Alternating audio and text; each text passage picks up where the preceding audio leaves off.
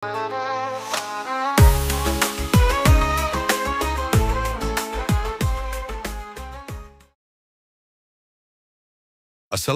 warahmatullahi wabarakatuh, teman-teman. Selamat datang di channel Jendela Filsafat. Hari ini kita akan membahas topik yang sangat menarik dan penting, memahami filsafat dalam Islam. Siap? Oke, kita mulai. Pengenalan filsafat. Filsafat secara umum adalah disiplin yang mencoba menjawab pertanyaan-pertanyaan besar tentang kehidupan, eksistensi, dan pengetahuan. Dalam konteks Islam, filsafat berfungsi untuk mendalami ajaran-ajaran agama dan menyesuaikannya dengan akal manusia. Namun banyak orang yang merasa filsafat itu rumit dan sulit dipahami. Nah, di sini kita akan mencoba menjelaskan secara sederhana. Filsafat dalam Islam. Di dunia Islam, banyak filsuf besar yang memberikan kontribusi luar biasa. Misalnya Al-Farabi dan Ibn Sina. Mereka menggabungkan pemikiran Yunani dengan ajaran Islam sehingga menciptakan perspektif baru tentang Tuhan, alam, dan manusia. Mereka percaya bahwa akal dan agama seharusnya saling melengkapi. Jadi filsafat dalam Islam bukanlah sesuatu yang bertentangan dengan iman, melainkan sebuah usaha untuk memperkuatnya. Konsep-konsep dasar. Ada beberapa konsep dasar dalam filsafat Islam yang perlu kita ketahui. Pertama, Tuhan sebagai pencipta. Dalam Islam, Tuhan adalah sumber segala sesuatu. Kedua, kemanusiaan dan akal.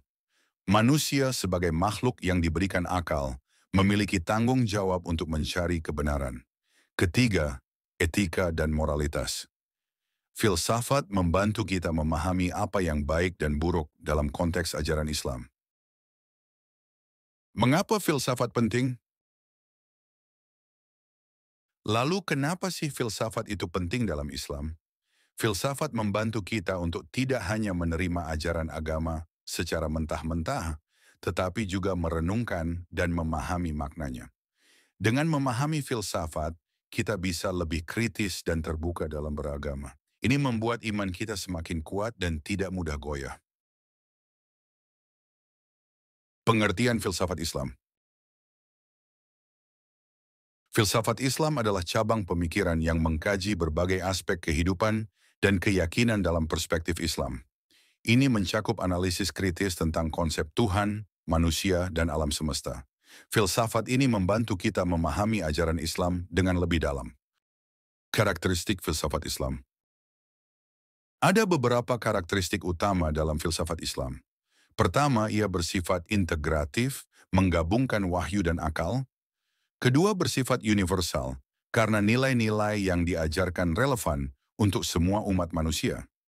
Ketiga, filsafat Islam selalu berorientasi pada moral dan etika, mengarahkan kita untuk menjadi pribadi yang lebih baik. Objek pembahasan filsafat Islam. Filsafat Islam mencakup berbagai objek pembahasan.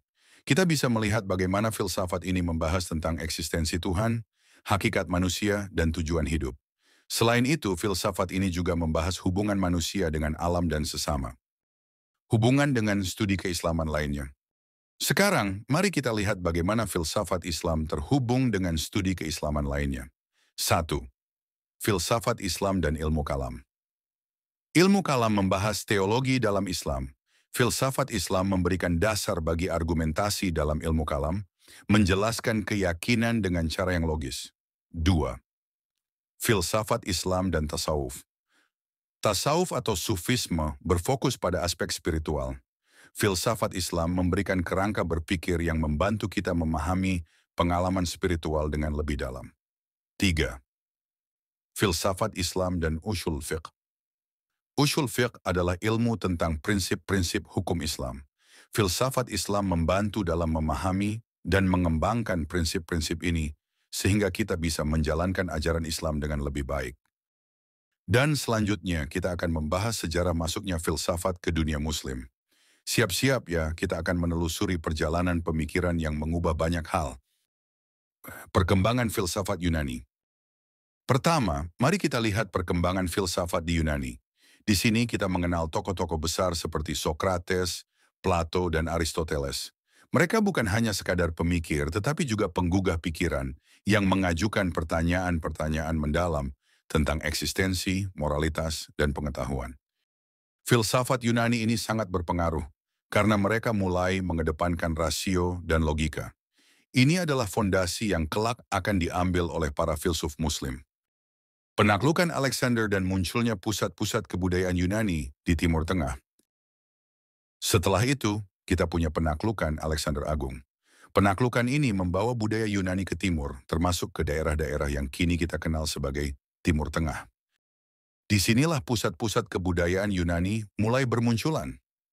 Kota-kota seperti Alexandria menjadi tempat pertemuan antara dua budaya yang berbeda, Yunani dan Arab. Ini adalah momen penting dalam sejarah, di mana ilmu pengetahuan mulai dijembatani. Penerjemahan karya-karya ilmu pengetahuan dan filsafat ke dalam bahasa Arab. Selanjutnya, mari kita bahas penerjemahan karya-karya ilmu pengetahuan. Di masa pemerintahan Khalifah Abbasiyah, banyak filsafat dan ilmuwan Muslim yang mulai menerjemahkan karya-karya Yunani ke dalam bahasa Arab. Proses ini tidak hanya tentang menerjemahkan kata-kata, tetapi juga tentang menerjemahkan ide dan pemikiran yang mendalam. Ini membuka jalan bagi perkembangan ilmu pengetahuan yang luar biasa di dunia Islam. Terima kasih sudah menonton. Jangan lupa untuk like, subscribe, dan tinggalkan komentar tentang pembahasan kita hari ini, mana yang paling menarik bagi kalian. Sampai jumpa di video selanjutnya. Wassalamualaikum.